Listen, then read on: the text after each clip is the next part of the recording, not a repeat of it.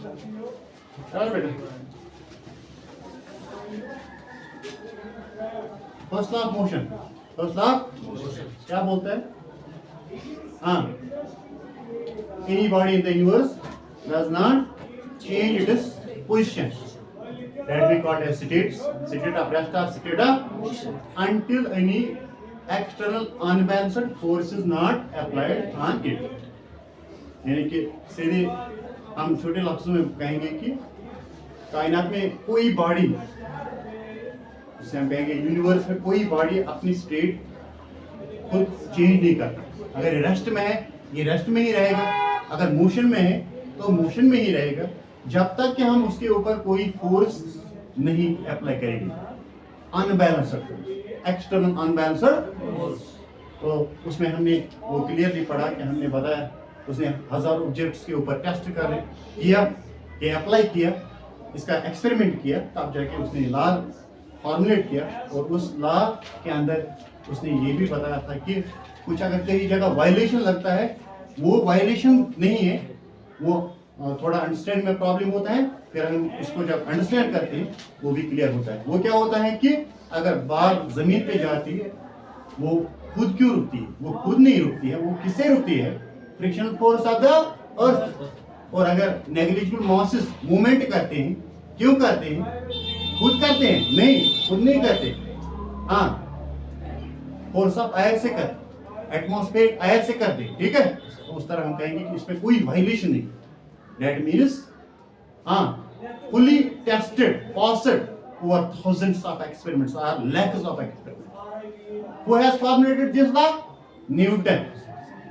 Sir Isaac Newton has formulated this law. And now we go then for second law क्या है कि ये external unbalance force कितना हमें जरूरत है कि एक बॉडी को चेंज करने के लिए, एक बॉडी की स्टेट चेंज करने के, क्या ये हर एक ऑब्जेक्ट के ऊपर सेम है? नहीं, ये सेम नहीं है, उसी का मेजरमेंट है सेकंड लॉ।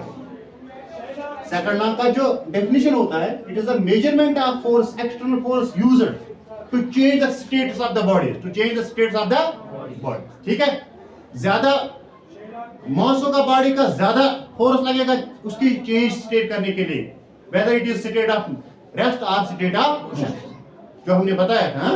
अगर बड़ा कोई बॉडी घूम रहा है उसको फोर्स लगेगा रुकाने में भी ज्यादा और चलाने में भी ज्यादा। अब अगर कोई व्हील चलाना है छोटा, उसको तो कम फोर्स लगेगा चलाने में भी और रुकाने में भी। अगर बड़ा चलाना होगा उसको ज्यादा फोर्स लगेगा, हाँ, चलाने में भी और रुकाने में।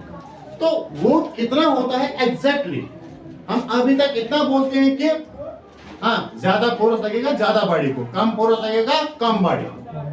तो उसमें क्या होता है कि अब ये कितना है एग्जैक्टली कैलकुलेटेड, मैथमेटिकल कैलकुलेशन इसका है, इसकी फार्मूला है that we called as F is equal to ma. F is equal to ma. Before we will go to derive it is mathematical formula, how this has been derived, we will go here for one more two quantity that we called as momentum. क्या momentum क्या हो? Momentum is defined as the product of mass into velocity.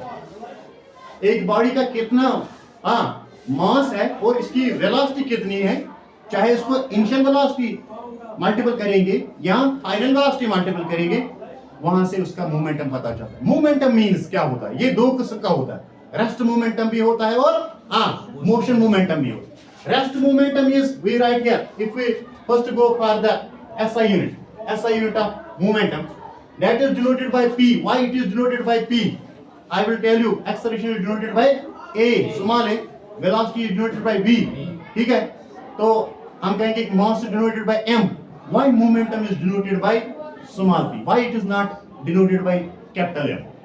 If small m, if mass is denoted by small m, अगर mass किससे दिखाया जाए?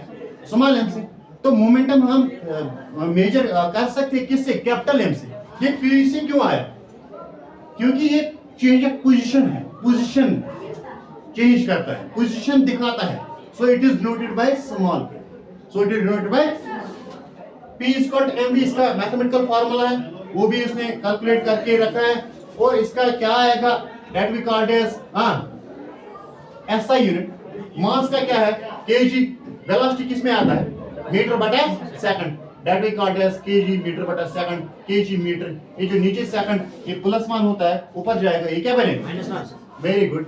तो अब हम बताएंगे कि टाइप्स ऑफ मोमेंट्स दो होते हैं, एक होता है रेस्ट मोमेंटम, दूसरा होता है motion momentum. Rest momentum is when we write p is equal to mu, initial velocity object को जो रेस्ट में होता है उसका क्या होता है 0।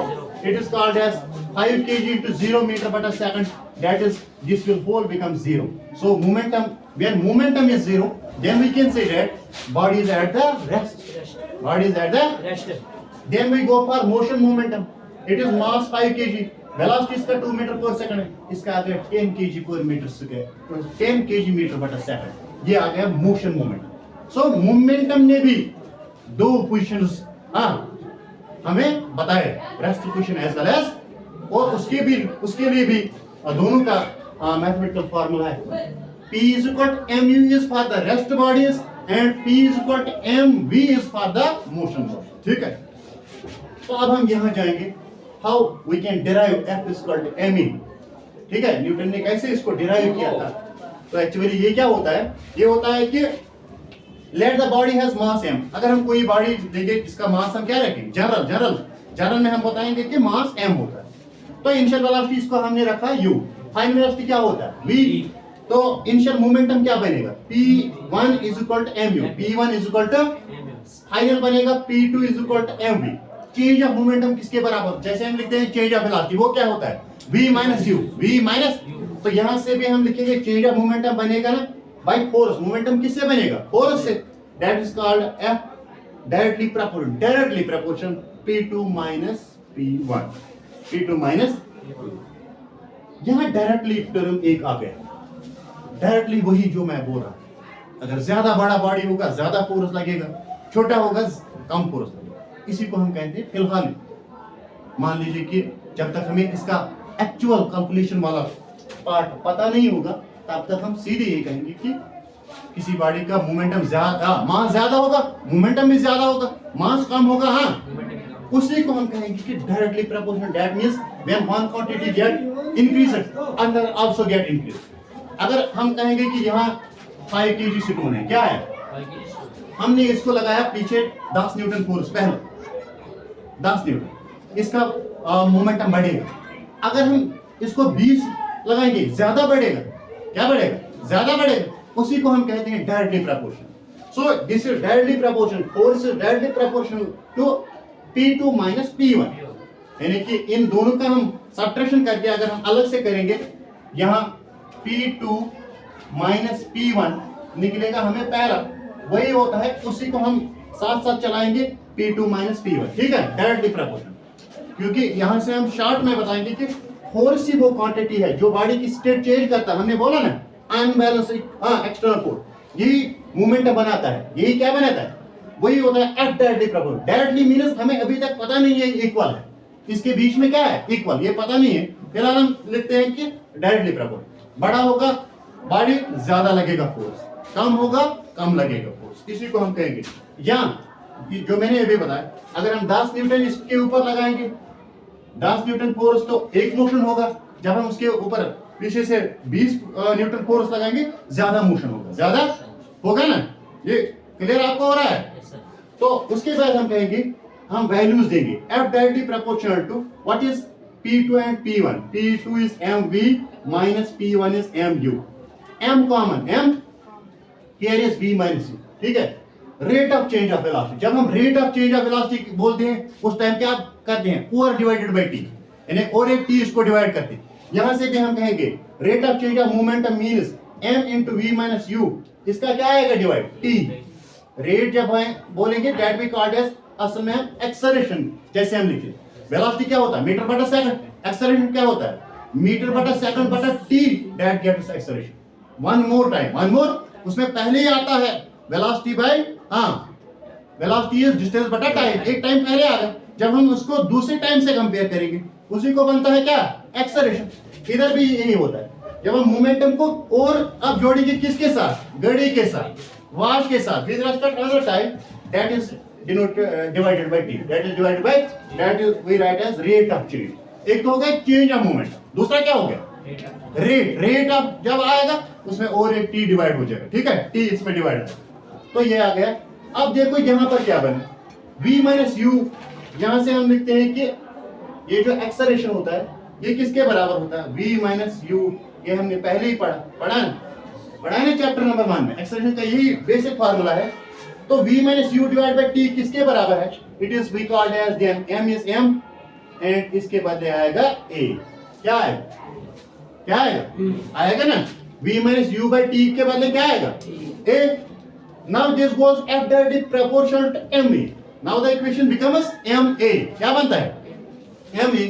Now we will go for here, if we write here this, then we can write it as f directly proportional to ma, f directly proportional to ma, ठीक है।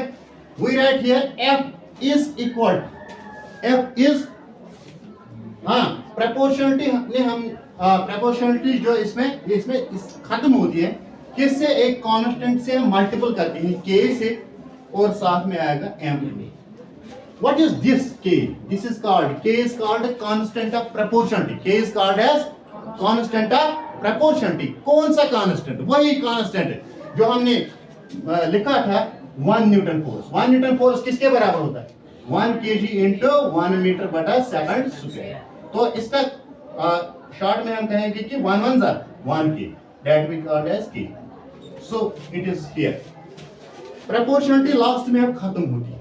हाँ, प्रोपोर्शनलिटी किससे खत्म हो जाती, प्रोपोर्शनलिटी किससे खत्म होती, इसी, हाँ 1 यूनिट जो कांस्टेंट होता है जो हमने पहले दिन डिफाइन किया था कि 1 न्यूटन फोर्स क्या है, 1 न्यूटन फोर्स क्या होता है, जब एक बॉडी का वजन होगा, हाँ यूनिट जिसको हम कहेंगे 1 kg और इसका एक्सेलरेशन आएगा 1 मीटर पर second square, that time the force we have used is called as 1 Newton.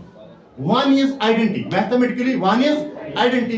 Means 1 has no effect over any number when we multiply it any number. 5 into 1 is 5. 10 into 1 is 20 into 1 is 20. So it means this k is equal to 1. How k is equal to 1? How k is equal to 1? वो तो हमने किया है, वही हो गया 1 Newton.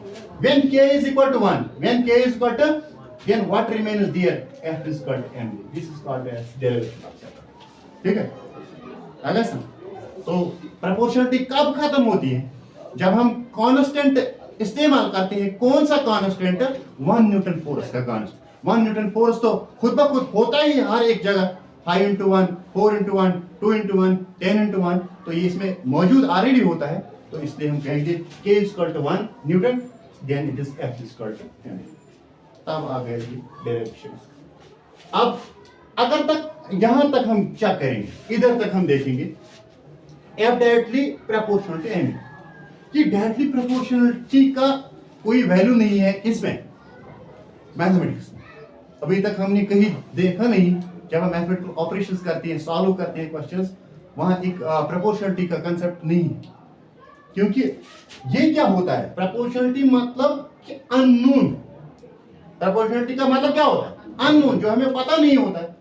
जब हमें पता नहीं होता, ये पता करने के लिए इसको हम किस में कन्वर्ट करते हैं, इक्वलिटी में। किसमें, proportionality get converted into equality by a constant that we called as constant of experiment. Constant of जो जिसका चल रहा होगा, ये के का वैल्यू बहुत जगह आता है, मगर उस वक्त उसी एक्सपेरिमेंट का कांस्टेंट लगेगा। ठीक है, इस वक्त हम कर रहे थे न्यूटन फोर्स का, तो हमने लगाया k इज इक्वल टू 1। ठीक है, तो ये इसका हमने प्रोपोर्शनलिटी खत्म करने के लिए हम एक कांस्टेंट का इस्तेमाल करते हैं, that we called as unit constant, that is called as 1 newton force. When k is equal to 1, this becomes f is equal to m. Now this becomes the equation. Now this is the final equation. Why we can do any time, anywhere, any question on how much force, external force is needed to change the bodies, to change the states of the bodies. That is called as state of rest or ठीक है। तो यहाँ से खुद हमें पता चलता है ये इन दो पे अब वैल्यू क्या देंगे तो ये सीधे निकलेगा। हाँ, अगर अभी हम कह रहे हैं कि ये 10 kg होगा, क्या होगा, कल भी मैंने बताया था, अगर ये 10 kg का वजन है तो हमने बताया था एक्सेलरेशन का भी वैल्यू है 10, इट इज 10 10 100 न्यूटन, ठीक है। फोर्स कितना लग गया 100 न्यूटन। अगर इसके बदले हम लिखेंगे 2 ही kilo 2 kg into 10 that we called as 20 newton. सो 2 किलो वजन में कितने न्यूटन फोर्स लगे 20, तो 10 किलो वजन में कितने न्यूटन लगेंगे इसको चेंज करने के लिए 100 newton of force. So this gives its curve, ठीक है। Are you getting? ये क्लियर हो गया?